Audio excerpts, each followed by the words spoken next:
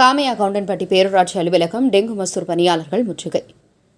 தேனி மாவட்டம் கம்பம் அருகே உள்ள காமையா கவுண்டன்பட்டி பேரூராட்சி அலுவலகம் முற்றுகை போராட்டம் நடைபெற்றது.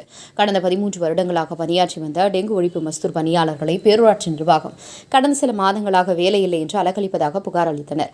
இந்த டெங்கு ஒழிப்பில் கடந்த 13 வருடங்களாக பணியில் இருந்த 20 பணியாளர்கள் அவர்களின் 12 பேரை மட்டும் வேலையிலிருந்து நீக்கியதற்கான காரணம் கூற பேரூராட்சி நிர்வாகம் மறுக்கிறது.